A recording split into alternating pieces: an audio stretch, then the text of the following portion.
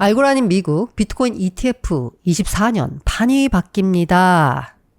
촬영 시각은 12월 29일 낮 12시 10분입니다. 자, 23년 비트코인의 핫 이슈 당연히 ETF겠죠? 현재 상황 한번 볼까요? 이제 이 표가 어디서 갖고 왔냐면 에릭 발추나스라는 블룸버그 ETF 애널리스트 트윗에서 갖고 왔어요. 12월 22일 기준으로 돼 있습니다. 일단 이 에릭 발추나스는 뒤에 나오겠지만 이 AP 부분에 있어서 중점을 뒀는데 다른 부분을 보자면 크리에이션 타입, 그러니까 이거 앞으로 어떻게 발행하고 어떻게 환매할 거냐 부분에 있어서 인카인드는 현물입니다. 캐시는 현금이고요. 이거 보면은 5월 캐시 있는데 이게 다 아마 캐시로 바뀌는 수준에서 리파일링, 수정 신청서를 제출할 겁니다. 다시 보시자면요. 현물 ETF 신청사에 AP 명단 업데이트를 요구했다라는 겁니다. 자, AP는 뭔가? Authorized Participant. 요 AP 명단 업데이트 할 것을 요구했다라는 거죠. 이게 AP가 누구냐라고 보면은요. ETF의 설정, 해지를 중개하는 기업으로 ETF 운용사에 현금을 납입하고 투자자에게 ETF를 판매하는 겁니다.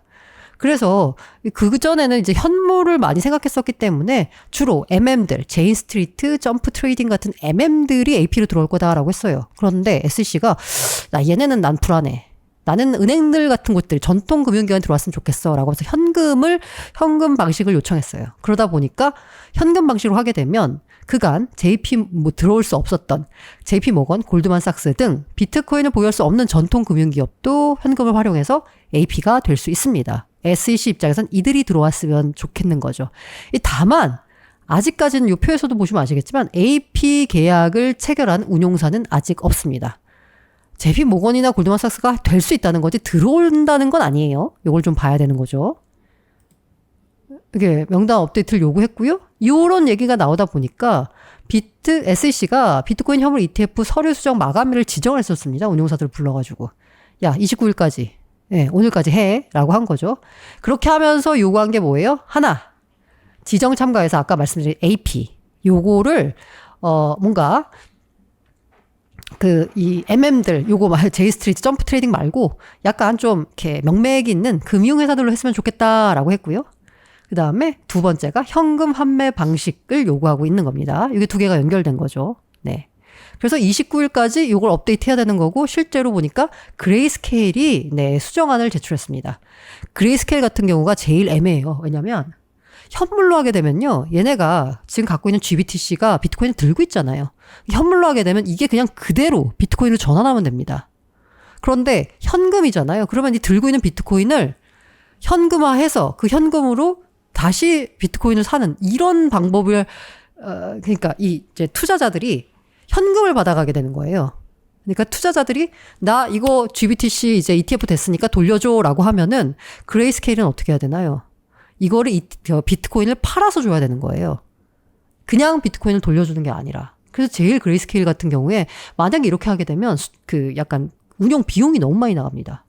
그래서 그레이스케일은 현물을 고집을 했는데 안 되니까 어떻게 됐어요? 네, 무릎을 꿇어서 현금으로 하겠다라고 한 겁니다. 그래서 보시면 그런데 에릭 발추나스는 뭐라고 얘기했냐면 근데 이렇게 한다고 해도 그레이스케일이 아마 첫 번째 타자로 승인을 받을 수 있을까? 그건 잘 모르겠다라고 평가를 했습니다. 그리고 경쟁사 중 원톱인 블랙락, 해시덱스 다 현금 방식으로 수정을 했고요. 특히 이제 눈에 띄는 건 뭐냐면 블랙락 ETF 신청서에 1월 3일 날 시드 자금을 투입하겠다라고 했어요. 얼마? $10,000,000. 지난 10월에 얼마였냐면 $100,000,000였거든요. 근데 엄청 많이 늘었죠. 100배 늘었죠. 투입을 하겠다, 투입 예상된다라고 명시를 했어요. 이런 걸 종합을 하니까 로이터가 무슨 보도를 했냐면 1월 10일 아니고 첫 영업일에 비트코인 현물 ETF 승인이 유력하다라고 보도했습니다. 자, 그래서 보자면 어쨌든 1월 승인을 모두 다 낙관합니다. 대다수 업계 전문가가 1월 비트코인 현물 ETF 승인을 낙관한다라고 하고 있고요. 아까 질문 주셨는데 3월로 보냐 1월로 보냐라는 질문에 대해서 저는 1월로 봅니다.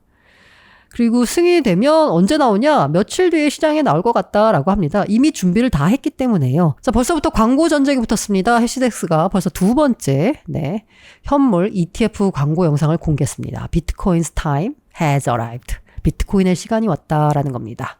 자, 비트코인 ETF 나오면서 광고 전쟁 붙었으니 알고란 PPL 굽신굽신입니다. 그래서 궁금한 건 ETF 승인하면 비트코인 가격은 어떻게 될 것 같냐? 라는 질문에 있어서 일단은 장기로 보면 다들 오른다라는 것 같아요. 근데 이제 단기가 문제거든요. 게다가 우리 투자자들이 장기로만 투자하시는 분들 아니잖아요. 단기로 투자하시는 분들 많잖아요. 그러니까 궁금할 수밖에 없습니다. 네. 크립토 시장 참여자들 30% 상당 미실현 수익 조정 가능성이 있다. 크립토컨트가 보고서를 냈는데 무슨 얘기냐? ETF 승인 이후에 비트코인이 32,000달러까지 하락할 수도 있다라는 겁니다. 최근에 매도수가 증가하고 있는데 뉴스에 매도해라 라는 시나리오가 그대로 진행된다면 32,000까지 밀릴 수 있다라는 겁니다. 호재가 선반영됐다. 이미 42,000이란 가격은 비트코인 승인을 전제로 한 가격입니다. 근데 만약 막상 호재가 나오면 이른바 마법의 단어 선반영이죠. 오히려 가격이 떨어질 수 있고 그 떨어질 수 있는 건 32,000달러까지 밀릴 수 있다라는 겁니다. 이 전 아크 인베스트 애널리스트 역시 비트코인 ETF 이후에는 차익 실현으로 단기 하락할 것 같다라고 했습니다. 그리고 우리 돈나무 언니, 이 언니는 비트코인 전망 밝게 보고 있거든요. 그런데 ETF 현물 승인 시 단기적으로는 가격 하락을 예상한다라고 했습니다. CNBC와에서 인터뷰는 뭐라고 했냐면 현물 ETF 승인 소식에 투자자들이 뉴스에 파는 식의 매도를 결정할 가능성이 있다. 보유자들이 이익을 내기 위해 비트코인을 매도하면 가격은 하락할 것이다. 그래서 앞서 말씀드린 대로 비트코인 ETF가 승인이 되면 저는 잘 모르겠어요. 근데 아무튼 단기적으로 하락할 수 있다라고 전망하는 분들이 많습니다. 제가 이제 매매를 하는 건 아니니까 어차피 장기로 오르면 괜히 매매하다가 비트코인 개수만 줄어들 수 있잖아요. 그냥 들고 가시는 게 어떨까 하는 생각인데 요거 JP 모건 같은 경우에 특히나 단기 하락할 거다라고 하면서 JP 모건은 하락을 전망했습니다. 뭐라고 했냐면 비트코인 현물 ETF 승인 후에 하락할 거다. 역시 이유는 뭐다? 소문에 사서 뉴스에 팔아라 전망입니다. 하지만 길게 보면 상승 추세를 이어갈 겁니다.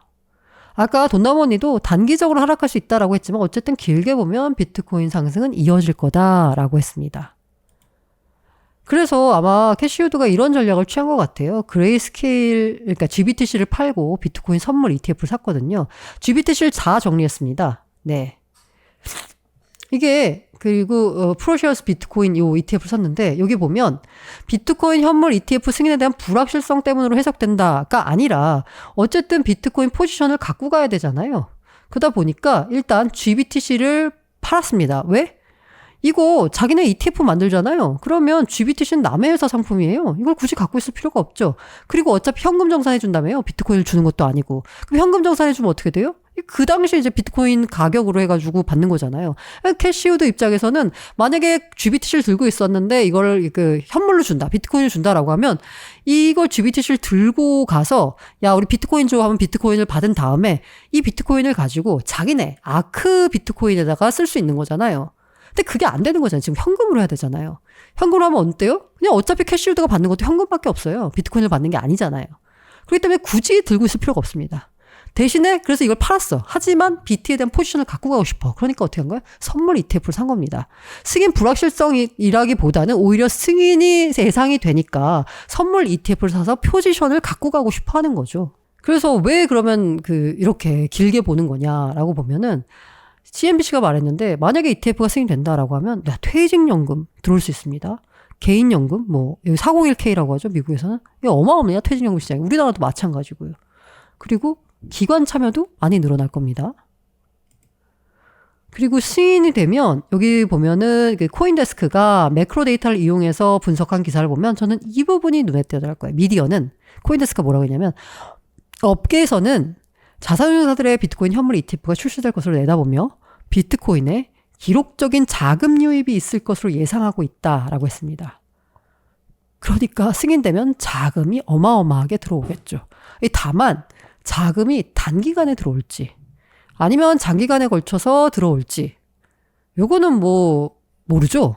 단기간에 오히려 아까 말씀드린 대로 매도 압력이 더 세서 매수 압력보다 하락이 올 수 있겠죠. 하지만 우리 원데이 투데이 투자하는 거 아니잖아요. 길게 보고 투자하자고 하면 괜히 단기 하락 전망하고 샀다 팔았다 하기보다는 들고 가시는 전략이 어떨까라는 생각이 듭니다. 그래서 ETF 이슈가 가장 컸었고요.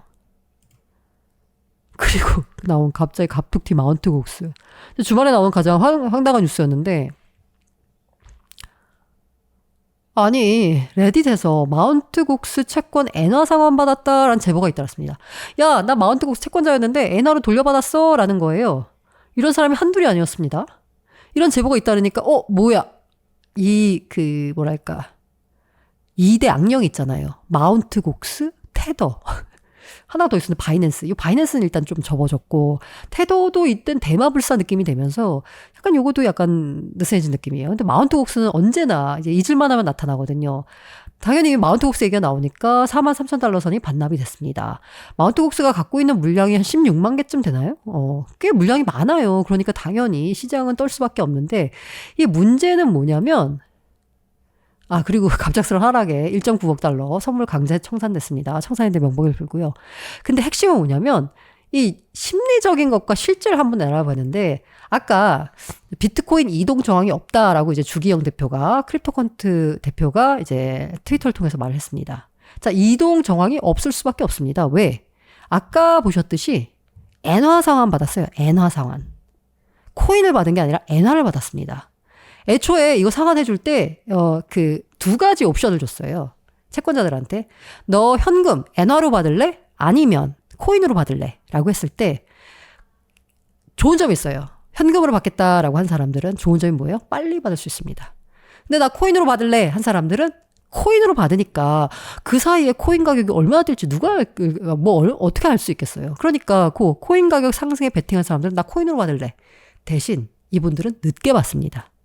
때문에 지금 지급이 된 건 현금 상환을 요청한 사람들한테만 지급이 된 겁니다. 현금 상환을 요청한 사람들한테 현금을 지급을 하려면 이미 코인을 팔았다는 얘기죠. 이미 코인을 팔아서 현금화 했다는 얘기입니다. 그러니까 현금을 받는 사람도 있다라고 해서 시장에 나올 물량이 없어요. 네. 그리고 코인을 받는 사람들은 코인을 받아서 그걸 이제 시장에 파는 건데, 일단 첫 번째, 코인 받는 사람들은 한참 더 있어야 받게 되고요. 두 번째, 코인 받는 사람들이 그 코인을 받았다 그래서 바로 시장에 던질까요? 그건 또 별개의 문제죠. 결국 다시 보자면 뭐다? 이 마운트국스 얘기는 심리의 문제입니다. 물량 충격은 없어요. 그런데 심리적으로 마운트국스 쫄리니까 가격이 밀리는 거죠. 그리고 이 와중에 최고 승자는 누굴까요? 네, 마이크로스트래터지입니다. 저는 이거 보고 깜짝 놀랐습니다. 무려 14만 개 넘게 샀습니다. 14,000개 넘게 샀습니다. 게다가 평단가가 42,000달러. 네, 진짜 어마어마한 가격에 사고 있습니다. 그러다 보니까 18만 9천 개 정도를 보유 중이거든요. 일각에서는 이 형 21만 개 산다. 왜? 2,100만 개에 21만 개니까 1%잖아요. 뭔가 21만 개 맞출 거다라는 거였습니다. 주가 고평가 이유는, 이게 마이크로 스트래터지가 그래서 비트코인 가격 오르면서 사실 비트코인보다 더 올랐거든요. 그래서 분석을 해봤더니 시세 대비해서 26% 고평가됐다라는 건데, 저는 이건 너무 당연한 게, 이건 비트코인 레버리지 투자하는 느낌으로 마이크로 스트래터지 주식을 사는 거거든요. 그렇기 때문에 당연히 고평가되는 건 맞을 것 같다는 생각이 듭니다. 이러다 보니까 이 형이 올 초에는 18억 달러 미실현 손실이었어요. 2조 원 넘는 미실현 손실 갖고 있었어요. 다들 비웃었습니다. 그런데 존버는 승리한다. 심지어 물타기까지 했습니다. 물타기 아니라 불타기인가요? 21억 달러 수익입니다. 2조 7천억 원 대박을 냈습니다. 김브레드님이 DCA 정석을 보여주는 사례네요. 어떤 로직으로 사는 걸까요? 세일러는. 그러게요. 저도 궁금해요.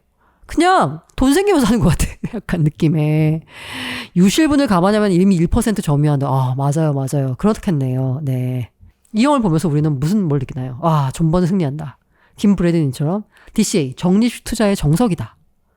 라고 하고 있어요. 우리가 개 부럽다라고 하고 있지만, 이걸 보면서 우리는 무슨 교훈을 얻을 수 있을까요?